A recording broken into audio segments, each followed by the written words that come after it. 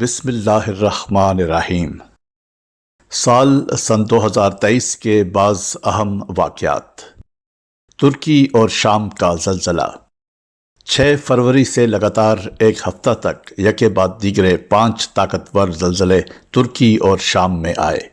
ابتدائی زلزلہ جس کی شدت 7.8 تھی، اس کے ساتھ کئی زبردست آفٹر شاکس بھی آئے۔ تباہ کن اثرات کے نتیجے میں ترکی میں 59,000 اور شام میں 8,000 افراد ہلاک ہوئے۔ سائیکلون فریڈی، یہ تاریخ کا سب سے طویل عرصے تک ریکارڈ کیے جانے والا ٹراپیکل خط استوا کے قریبی ممالک کا طوفان تھا، جو ملاوی، موزمبیق اور جنوب مغربی افریقہ کے کچھ حصوں میں 1,400 سے زیادہ اموات کا باعث بنا۔ 5 لاکھ سے زائد افراد متاثر ہوئے۔ سب سے بڑی آبادی کا ملک بھارت۔ 20 اپریل کو اقوام متحدہ کے اعداد و شمار کے مطابق بھارت سرکاری طور پر چین کو پیچھے چھوڑ کر دنیا کا سب سے زیادہ آبادی والا ملک بن گیا۔ بھارت کی آبادی 1.428 ارب ہے، جو چین کی 1.25 ارب کے مقابلہ پر 29 لاکھ زیادہ ہے۔ Global warming. سن 2023 ممکنہ طور پر ریکارڈ پر گرم ترین سال رہا۔ اس کے نتیجے میں دنیا بھر میں انتہائی موسمی واقعات سامنے آئے، جن میں جنگل کی آگ سے لے کر شدید خشک سالی اور ریکارڈ سیلاب شامل ہیں۔ موسمیاتی تبدیلی کے حوالے سے اقوام متحدہ کی 28ویں کانفرنس COP28 جیسے پختہ فورمز میں منصوبوں اور معاہدوں پر بات کرنے کے لیے جمع ہوئے، لیکن کوئی خاطر خواہ نتائج ظاہر نہیں ہوئے ہیں۔ سوڈان میں خانہ جنگی۔ مشرقی افریقی ملک سوڈان، جو طویل عرصے سے حکمران عمر البشیر کی معزولی کے بعد سے تباہی کا شکار تھا، اپریل میں وہاں خانہ جنگی شروع ہو گئی۔ اس لڑائی میں اب تک تقریباً 9,000 افراد ہلاک ہو چکے ہیں۔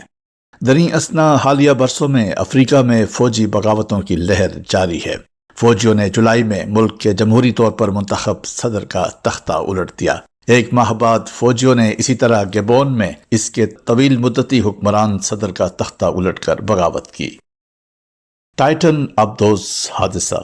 18 جون سن 2023 کو ٹائٹن نامی آبدوز 5 افراد کو لے کر نیو فاؤنڈ لینڈ، کینیڈا کے ساحل کے قریب شمالی بحر اوقیانوس کے بین الاقوامی پانیوں میں غائب ہو گئی۔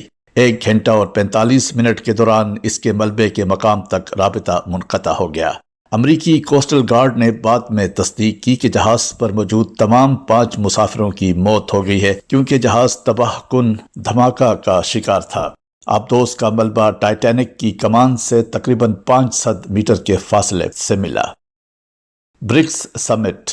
برازیل، روس، بھارت، چین اور جنوبی افریقہ بلاک نے 22 تا 24 اگست کو جوہانسبرگ میں اپنے سالانہ سربراہی اجلاس کے لیے ملاقات کی۔ برکس سربراہی اجلاس کو سن 2023 کی ہندوستان کی سب سے بڑی جغرافیائی سیاسی جیت میں سے ایک کے طور پر دیکھا جاتا ہے۔ 6 نئے رکن ممالک ارجنٹائن، مصر، ایتھوپیا، ایران، سعودی عرب، متحدہ عرب امارات UAE کے داخلے میں ہندوستان نے کلیدی کردار ادا کیا ہے۔ یہ عالمی جنوبی ممالک باضابطہ طور پر جنوری سن 2024 میں گروپ میں شامل ہوں گے۔ چندریان 3۔ 23 اگست کو بھارت کا خلائی جہاز چندریان 3 چاند کے جنوبی قطب پر کامیابی کے ساتھ اترا۔ یہ قابل ذکر تاریخی کامیابی کسی بھی ملک نے کبھی حاصل نہیں کی۔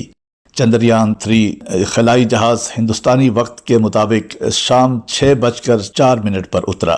لینڈنگ کے ساتھ ہندوستان چاند کی نرم زمین پر کامیابی کے ساتھ اترنے والا دنیا کا 4تھا ملک بن گیا اور قطب جنوبی کو چھونے والا پہلا ملک بن گیا ہے۔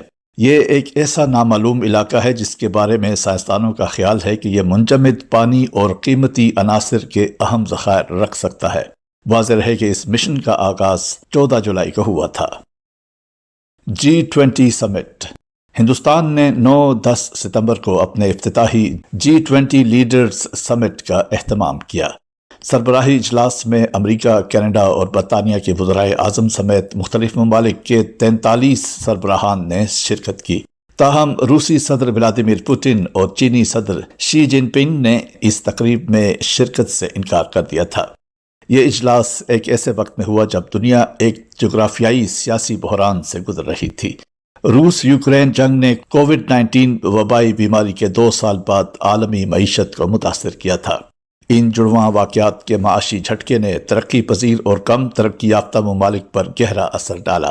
یہ جنگ ایک ایسے وقت میں آئی جب یہ ممالک وبائی امراض کے بعد معاشی بحالی کے ساتھ اپنے پاؤں پر کھڑا ہونے کی کوشش کر رہے تھے۔ کرکٹ ورلڈ کپ سن 2023۔ ہندوستان نے مردوں کے 13ویں کرکٹ ورلڈ کپ سن 2023 کی میزبانی کی۔ آسٹریلیا نے ہندوستانی ٹیم کے خلاف فائنل میچ میں شاندار اور غیر متوقع فتح حاصل کر کے کرکٹ ورلڈ کپ اپنے نام کر لیا۔ حماس اسرائیل جنگ۔ 7 اکتوبر کی صبح فلسطینی عسکریت پسند گروپ حماس نے کئی اسرائیلی شہروں پر حملے شروع کیے۔ تقریباً 1200 افراد ہلاک اور 200 سے زیادہ یرغمال بنا لیے گئے۔ جوابی کارروائی میں اسرائیل نے فلسطین کے کئی شہروں سمیت پورے شہر غزہ کو ہی تباہ کر ڈالا ہے۔ غزہ کی وزارت صحت کی جانب سے ہلاکتوں کی تازہ ترین رپورٹ میں کہا گیا ہے کہ اسرائیلی جارحیت میں 25,000 سے زائد فلسطینی ہلاک ہو چکے ہیں، جن میں 10,000 سے زائد معصوم بچے ہیں، جبکہ 60,000 سے زائد زخمی ہوئے ہیں اور آبادی کا بیشتر حصہ بے گھر ہو گیا ہے۔ نومبر کے آخر میں لڑائی میں مذاکراتی وقفے میں حماس کے ہاتھوں یرغمال بنائے گئے 100 سے زائد افراد کو جنگ بندی کے معاہدوں کے تحت رہا کیا جا چکا ہے، لیکن جنگ ابھی ختم نہیں ہوئی۔ اسرائیلی فوجیوں کے جنوبی غزہ میں منتقل ہونے کے ساتھ ہی لڑائی دوبارہ شروع ہو گئی۔ فلسطینی شہریوں، جن میں زیادہ تر خواتین اور بچے ہیں، کی بڑھتی ہوئی ہلاکتوں نے دنیا بھر میں ان شکایات کو ہوا دی کہ اسرائیل جنگی جرائم کا ارتکاب کر رہا ہے۔ اسرائیل نے اس الزام کی تردید کرتے ہوئے کہا کہ حماس فلسطینی شہریوں کو انسانی ڈھال کے طور پر استعمال کر رہی ہے۔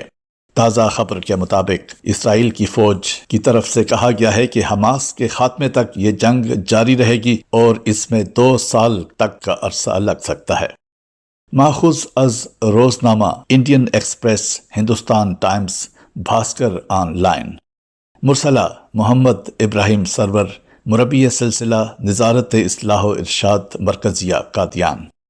روزنامہ الفضل انٹرنیشنل، جمعرات 1 فروری سن 2024، صفحہ 8۔